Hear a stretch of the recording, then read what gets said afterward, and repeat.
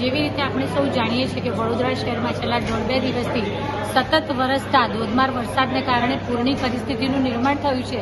તો ગઈકાલે રાત્રે વિશ્વામિત્રીએ જ્યારે 30 ફૂટની સપાટી પસાર કરી ત્યાંથી જ ક્યાંક ને ક્યાંક અણસાર આવી ગયો હતો કે મોડી રાત સુધીમાં અને આવતીકાલ સવાર સુધીમાં વિશ્વામિત્રીની સપાટી 33 થી 34 અથવા 35 ફૂટના લેવલ સુધી જઈ શકે તેમ છે. અને તેના કારણે વિશ્વામિત્રીના તટના વિસ્તારોમાં આવેલી સોસાયટીઓ અને જ્યાં રહેણાંક વિસ્તારો છે આ દરેકે દરેક સ્થાનોમાં લોકોના ઘરોમાં પણ પાણી ભરાવાની શક્યતાઓ નકારી શકાય નહીં. ત્યારે ગત રાત્રિના મીડિયાના મિત્રો દ્વારા તથા રેડિયો જેવા વિવિધ માધ્યમો દ્વારા લોકોને આ માહિતી પણ આપવામાં આવી હતી. તો વહેલી સવારથી લોકો દ્વારા આવેલા ફોન કોલ્સ અને પાણી ભરાવાની શરૂઆત થઈ ત્યારથી આવેલા ફોન કોલ્સ દરેકે દરેક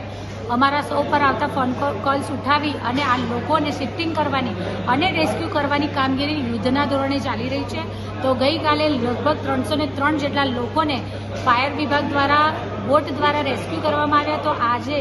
લગભગ 1003 જેટલા લોકોને બાય બોટ રેસ્ક્યુ કરવામાં આવ્યા છે. તો લગભગ 6247 જેટલા લોકોને બસ દ્વારા અને બીજા વિવિધ પ્રકારે રેસ્ક્યુ કરીને શિફ્ટિંગ કરી અને વડોદરા મહાનગરપાલિકા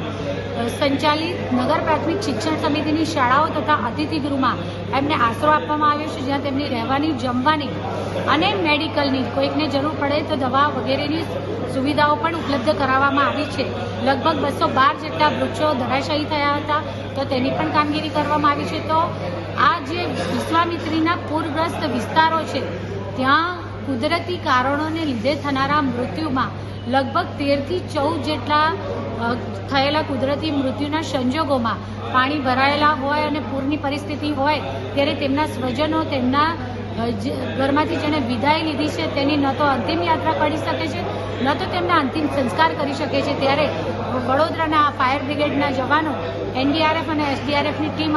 સૌએ સાથે મળી અને આ 13 થી 14 જેટલી ડેડ બોડીઝને કોલ્ડ સ્ટોરેજ સુધી પહોંચાડી છે. તો સાથે સાથે વડોદરા શહેરના જે પણ વિસ્તારોમાંથી લોકો રેસ્ક્યુ થવાની જરૂર ન હતી, પરંતુ 2 માળના મકાન હોય કે પછી ફ્લેટમાં રહેતા લોકો હોય તેમના દ્વારા તેમને પીવાના પાણીની અથવા તો જમવા માટે ફૂડ પેકેટની વ્યવસ્થાની જરૂર જણાઈ હોય અને તેઓ દ્વારા ફોન કરવામાં આવતા આ દરેકે દરેક જગ્યાએ ફૂડ પેકેટને આ બધી પણ સામગ્રી પહોંચાડવામાં આવી રહી છે. ટૂંકમાં વડોદરા શહેરમાં કોઈ પણ જગ્યાએ કંઈ પણ પરિસ્થિતિને પહોંચી વળવા અથવા નાગરિકો માટે કોઈ પણ સેવાને પૂરી પાડવા માટે વડોદરા મહાનગરપાલિકાનું તંત્ર પૂરેપૂરી રીતે સજ્જ છે અને સતત દોડી પણ રહ્યું છે. અત્યારે પણ રેસ્ક્યુ કરવાની કામગીરી ચાલી જ રહી છે. મોડી રાત અથવા વહેલી સવાર સુધી પણ જરૂર પડશે તો આ રેસ્ક્યુ કરવાની કામગીરી બચાવ ટીમ દ્વારા ચાલી જ રહી છે. હું અત્યારે આદરણીય વડાપ્રધાન શ્રી નરેન્દ્રભાઈ મોદીજીનો પણ ખૂબ ખૂબ આભાર માનીશ કે કેન્દ્ર સરકાર શ્રી દ્વારા ગુજરાતને આર્મીની લગભગ 6 જેટલી ટીમ ફાળવવામાં આવી છે, જેમાંથી વડોદરા શહેરને પણ એક ટીમ ફાળવવામાં આવી છે. તેથી હવેથી ફાયરના જવાનોની સાથે સાથે NDRF, SDRF અને કેન્દ્ર સરકારશ્રી દ્વારા આ ફળવાયેલી ટીમ, આર્મીની ટીમ પણ વડોદરાના શહેરના નાગરિકો જે પણ પૂરગ્રસ્ત વિસ્તારમાં ફસાયેલા છે અથવા કોઈપણ પ્રકારની મદદની જરૂરિયાત છે તેમને પહોંચી વળવા માટે પૂરેપૂરી પ્રતિબદ્ધતાથી સૌ સાથે મળીને દોડી રહ્યા છે. ત્યારે વડોદરા શહેરના જે પણ વિશ્વામિત્રીના તટના વિસ્તારોમાં જ્યાં પાણી ભરાયેલા છે, લોકોના ઘરોમાં ખૂબ પાણીનું સ્તર ઝડપથી વધી રહ્યું હતું, ત્યારે આજે અમારા સૌ દ્વારા એક નિર્ણય લેવામાં આવ્યો છે. જે નિર્ણય અન્વયે પ્રતાપપુરા સરોવરના દરવાજા બંધ કરવા, આજવા સરોવરના 62 દરવાજા બંધ કરવા, તો સાથે સાથે ગુજરાત સરકારશ્રી દ્વારા દેવ ડેમના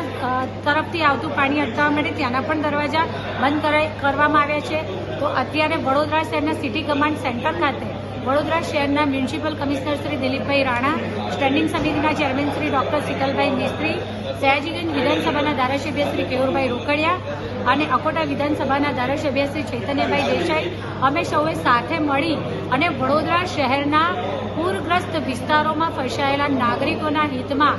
એક જોખમ લઈને એક યથાયોગ્ય નિર્ણય લીધો છે, જેમાં હવે થોડી જ વારમાં આજવા સરોવરના 62 દરવાજા પણ બંધ કરવામાં આવશે એટલે આ ત્રણેય દિશામાંથી આવતું પાણીની આવક બંધ થવાથી વડોદરા શહેરમાં જે વિશ્વામિત્રીમાં પાણી આવે છે